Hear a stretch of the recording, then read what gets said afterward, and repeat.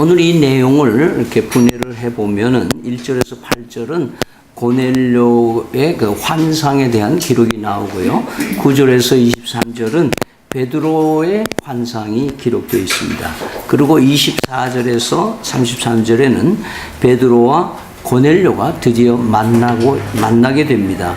그리고 34절에서 43절은 베드로의 짧은 설교를 기록하고 있습니다. 그리고 44절에서 48절은 이방인들에게 성령이 임한 사건을 기록해내고 있습니다.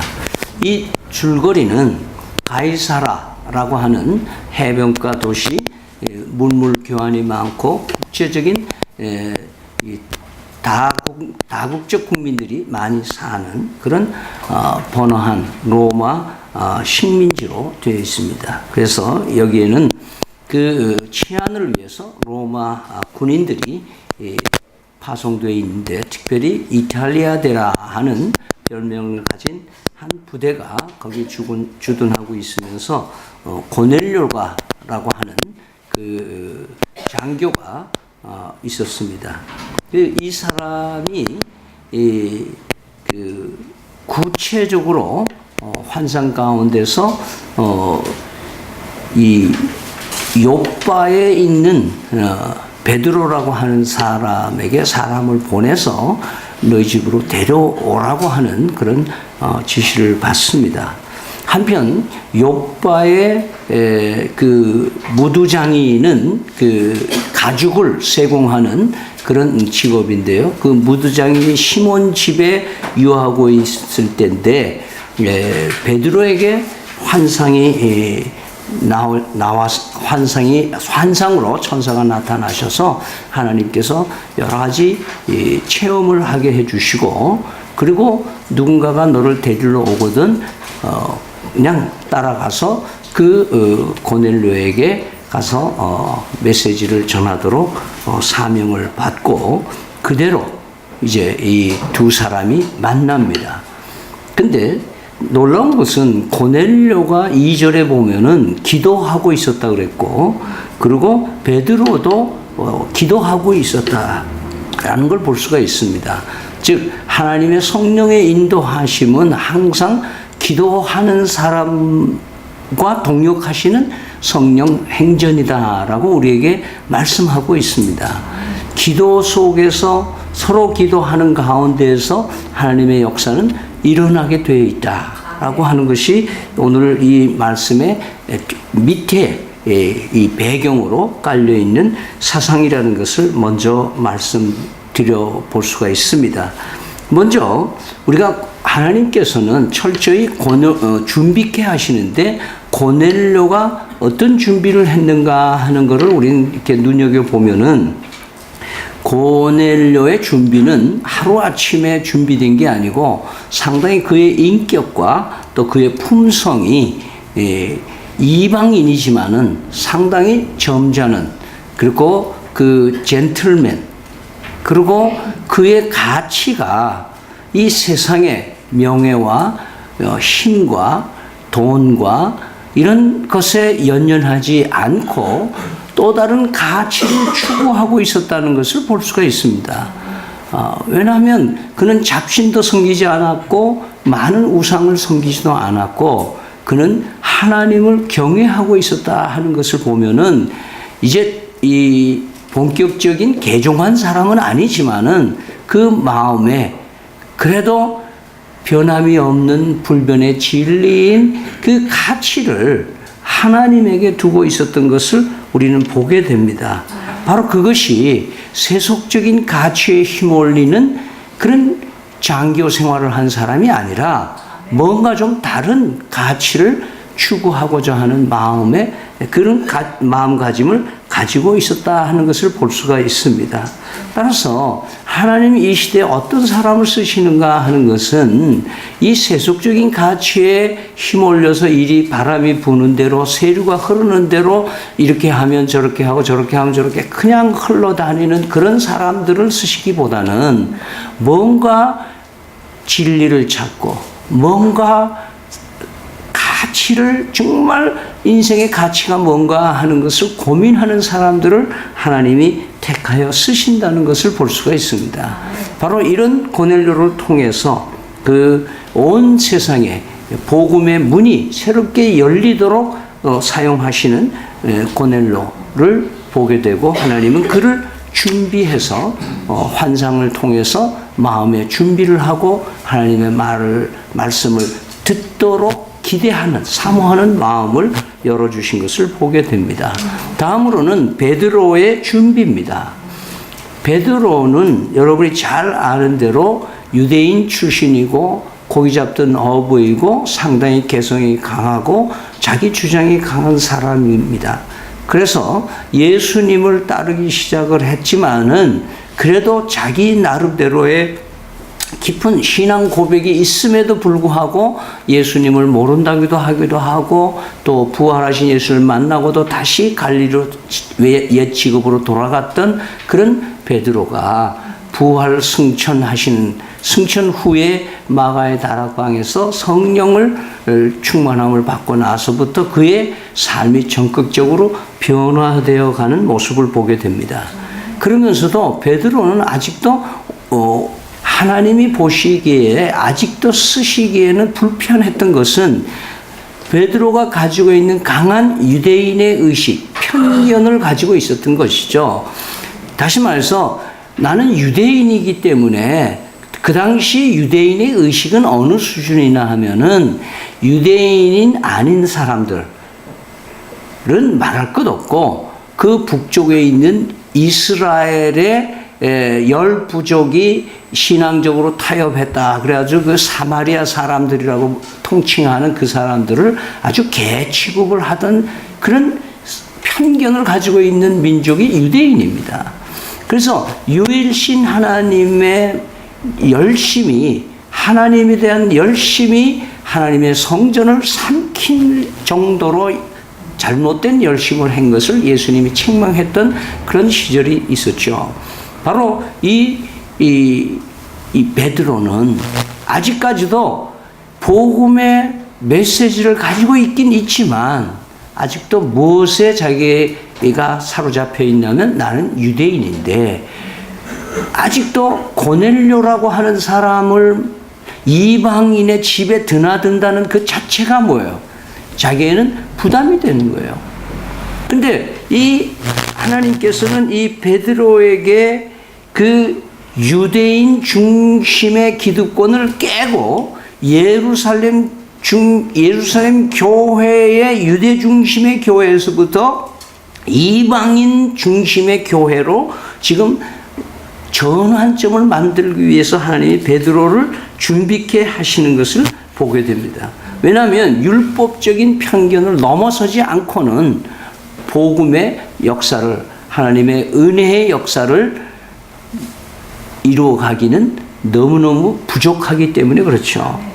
그래서 마치 새우나 개들이 이게 성장을 하면 기라 그래요. 여기 사람도 알아듣죠? 예.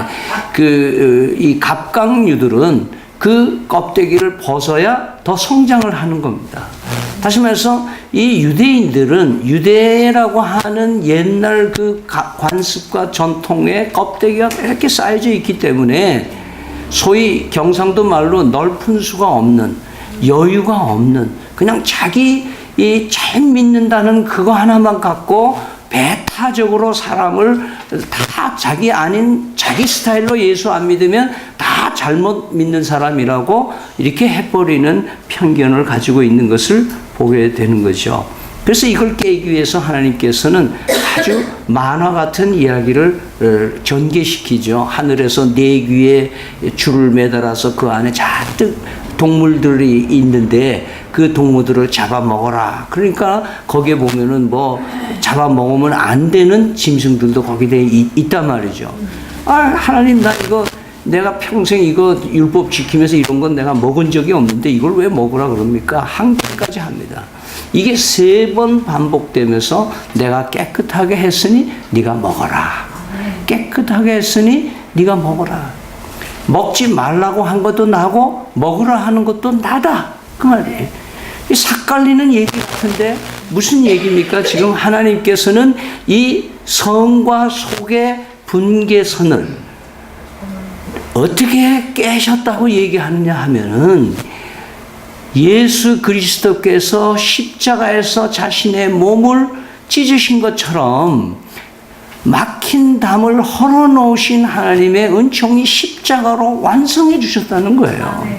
그래서 이방인이나 유대인이나 어떤 구별이 없는 시대를 새롭게 열어놓으셨는데, 복음이 퍼지면서 사도행전 2장에서 성령 충만한 가운데 이제 복음이 그 예루살렘 안에서만 복작복작하니까 스데반을 순교케 해서 핍박이 오니까 사람들이 이제 제자들이 흩어지면서 점점 사마리아로 이제 안디옥으로 세계 터키로 이렇게 아시아로 막 순교가 나가야 될 텐데 아직도 그 전도자들의 마음이 편협하다 이거예요. 편협해요. 그래서 이걸 깨기 위해서 하나님께서는 뭐예요? 그 말씀이 내가 깨끗하다. 다시 말해서 유대인이나 이방인이나 어떤 나는 구별하지 않는다. 이방인들도 내가 예수 그리스도의 보혈의 은책으로 깨끗하게 하면 그 사람도 하나님 앞에 의로운 백성이 된다. 너희만 의로운 선민이 아니고 그들도 선민의 대열에 들어올 수가 있다.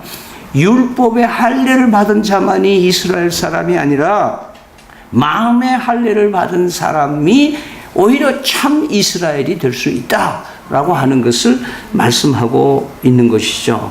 그래서 이 두 사람이 결국은 같이 만납니다. 우리 33절, 34절, 35절 한번 같이 읽겠습니다. 내가 곧 당신에게 사람을 보내었는데 오셨으니 잘하였나이다. 이제 우리는 주께서 당신에게 명하신 모든 것을 듣고자 하여 다 하나님 앞에 있나이다.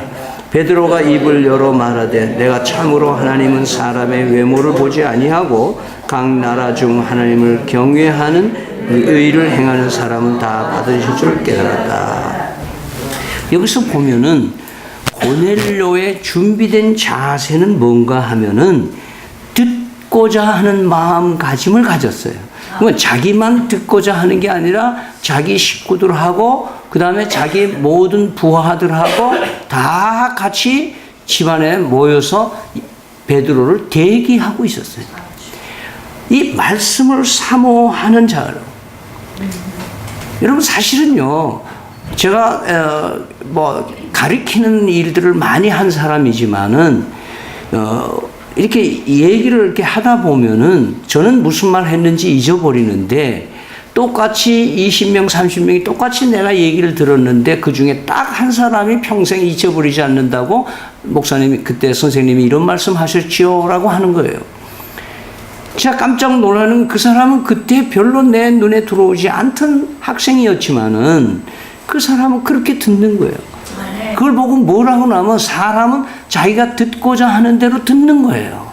여러분 여기 앉아서 수없이 매주 제 말씀을 하나님의 말씀을 대언하는 메시지를 듣지만 우리는 뭐예요? 다 듣고자 하는 대로 듣는 거예요.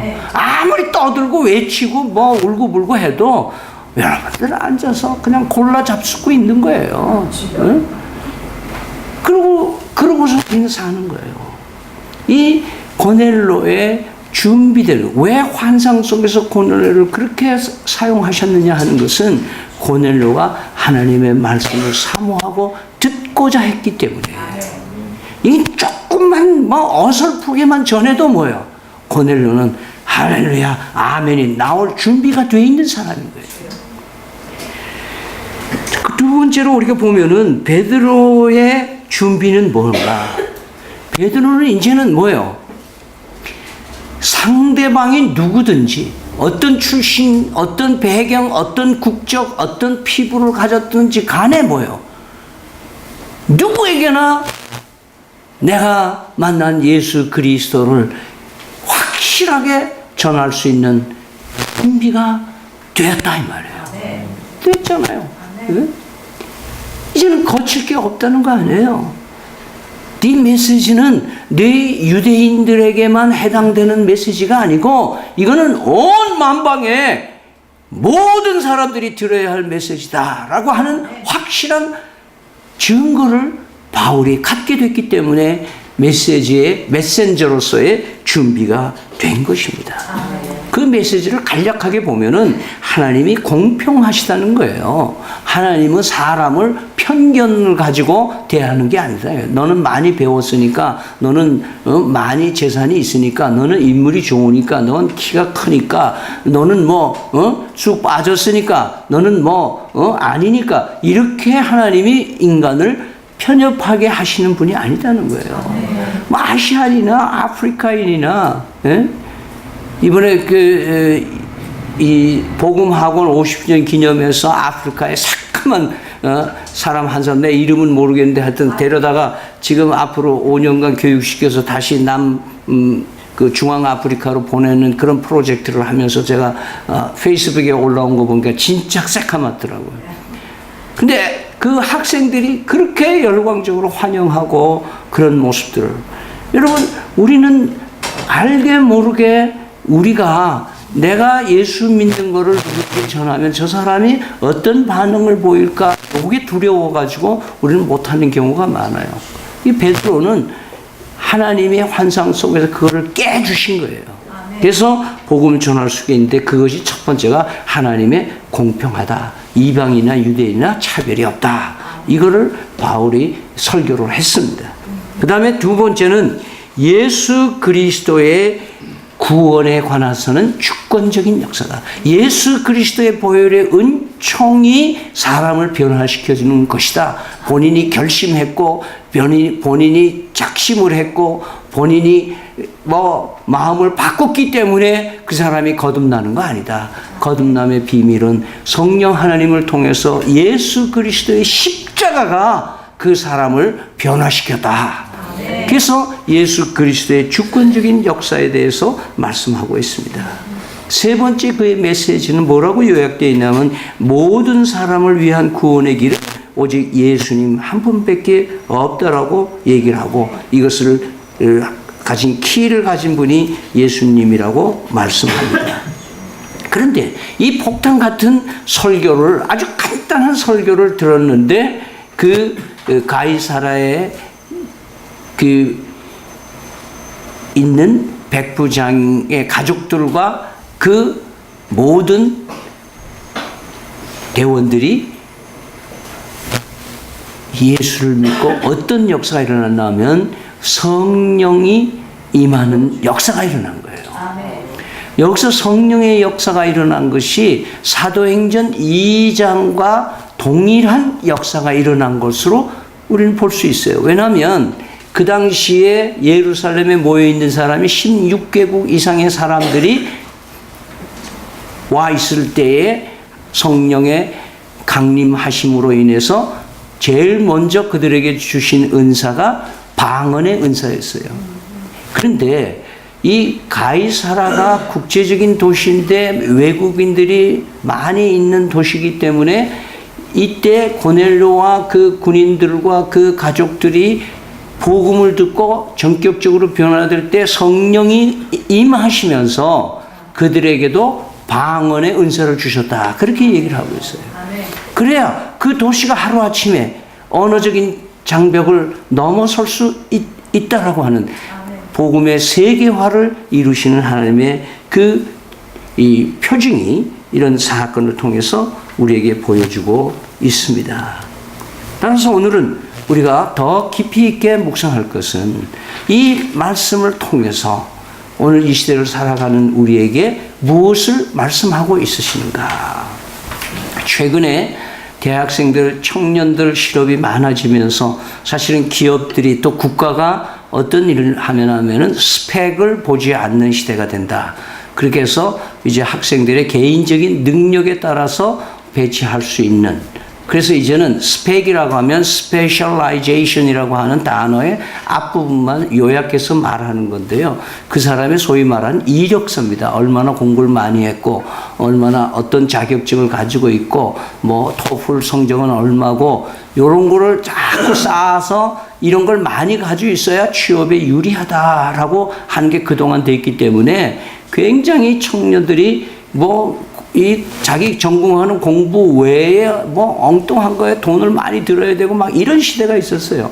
그런데 이제는 국가가 어떻게 하고 있냐면은 그러지 않고 어떤 특정 IT 계열로 나갈 사람이냐 아니면 글 쓰는 사람으로 나가느냐 아니면 세일즈맨으로 나갈 사람이냐 그러면 그 사람이 그 직종을 가려면 거기에 필요한 능력만 길러라 이거예요. 그것만 평가해서 국가가 평가해가지고 이것을 직장에다가 추천을 하겠다는 거예요. 이것은 스펙을 보죠. 우리는 그동안에 스펙 때문에 교회도 사회적인 간판에 있는 사람들이 교회에 와서 대접받고 살아가는 이 처참한 타락의 질서가 지금 우리 한국 교회를 힘들게 만드는 거예요. 이 스펙을, 하나님은 우리에게 스펙을 보지 않으시는 하나님이시다는 거예요. 그렇기 때문에 우리 교회도 스펙을 보면 안 돼요. 그렇기 때문에 여러분 가정에서도 이웃들과의 관계나 직장에서 관계, 누구에게도 그런 스펙을 보고 그것 때문에 기죽지 마시고 그것 때문에 뽐내고 살 필요도 없고요. 여러분, 사람은 가진 것으로 하나님 앞에 평가받지 않습니다. 마음이 가난한 자가 천국의 저희 것이라고 그랬습니다. 오히려 못 배우고 못 살고 지지리도 취급받지 못하는 그런 전 많은 장애 아를 키우는 부모들이 깨닫는 것 중에 하나가 뭐냐면 제 아이가 천사였다라는 것을 발견합니다. 그런 간증을 듣습니다. 아무짝에도 쓸모없는 것 같은 그런 장애아를 품에 안고 있는 엄마와 아빠가 어디서 깨지나 하면 이 아이가 나의 천사구나. 그런 생각이 들기 시작할 때 그 가정에 놀라운 변화가 일어나는 겁니다. 우리는 이런 스펙에서 벗어날 수 있기를 바랍니다. 하나님은 우리의 중심을 보시고 이 고넬료를 보실 때에 어떻게 보셨냐? 하나님을 경외하는 걸 보셨다 그랬고 의를 구하는, 의롭게 사는 거를 그거를 높은 점수를 주셨다 그랬어요. 그러면서 말씀을 받아들이는 예수 그리스도를 믿고 자녀로 살아가기를 하나님이 원하시는 만큼 내가 그의 말씀에 기울이고 그에게 나가는 그런 중심을 하나님께로 향하는 성도들이 되시기를 바랍니다. 두 번째로 우리는 이 메시지를 통해서 하나님이 우리에게 주시는 건 뭐냐? 베드로처럼 편견을 벗어버리고 누구하고나 소통이 가능한 성도들의 삶을 사시기 바랍니다. 누구하고나 격이 없이 구걸하러 온 사람이나 나를 해치러 온 사람이나 나에게 사기치러 온 사람이나 누구나 하나님이 나에게 만나게 해준 사람으로 취급할 수 있는 그런 사람으로 대접할 수 있는 마음을 가지시기 바랍니다. 아무도 나에게 그냥 스쳐 지나가게 하지 않으십니다. 나에게 손해를 끼치는 사람이라고도 하나님이 나의 유익을 위해서 보낸 사람인 줄 믿으시기를 바랍니다. 그 베드로의 이 편견이 없는 삶을 살아가는 그의 모습 속에서 우리는 그런 것을 발견할 수가 있습니다. 우리는 어떤 편견과 어떤 아집을 아직 가지고 신앙생활을 하고 있는지 우리를 돌아볼 수 있기를 바랍니다. 나의 인간관계에서 아직도 양보할 수 없는 뭐가 있습니까? 타 종교에 대한 나의 편견은 뭡니까? 다른 문화권의 사람들에 대한 나의 편향성은 뭡니까? 장애인들과 소외된 자들에 대한 어떤 생각을 가지고 있습니까? 여러분들은 고아들과 전과자들을 보는 여러분의 눈은 어떤 눈으로 보고 있습니까? 사직 삼동 주민들에 대한 생각은 어떤 생각입니까? 내가 살고 있는 마을보다 이 수준이 얕아. 이런 마음을 가지고 있습니까? 이것은 깨져야 할 마음이라고 오늘 말씀하시는 겁니다. 그들도 존경받아야 할 대상인 줄 믿으시기를 바랍니다. 모든 사람이 그렇기 때문에 황금률은 너희가 대접받고자 원하는 대로 대접하라. 그렇게 얘기를 하고 있는 거죠. 우린 이제 오늘 우리 스스로를 돌아봅시다. 나는 과연 예수님을 나의 왕으로 모시고 있는가? 아니면 내가 아직도 왕인가?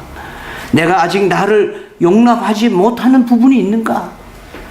여러분, 가장 다른 사람을 용납하지 못하는 것 중에 가장 큰 이유는 내가 나를 용서하고 나를 스스로를 받아들이지 못하는 거예요. 하나님이 나를 이렇게 까다롭게, 이렇게 못되게 창조하신 분 하나님이신 것을 하나님 감사합니다. 이런 성질 가지고 하나님이 어디에 쓰시려고 합니까? 이런 기도를 할 수 있기를 바랍니다. 내 모습, 내 그대로를 하나님에게 감사함으로 받을 수 있는 그런 넉넉함이 우리에게 있을 때에 우리에게는 편견이 없어지는 겁니다. 우리는 내 자신이 나에게 어떤 편견을 가지고 있는지 오늘 철저하게 하나님 앞에 내려놓고 이제는 갑각류처럼 나를 싸들고 있는 이런 내 스스로의 감옥에 갇혀있는 이 두꺼운 편견을 깨버리고 예수 그리스도의 십자가 보혈 은총 앞에 새로 거듭나서 이제는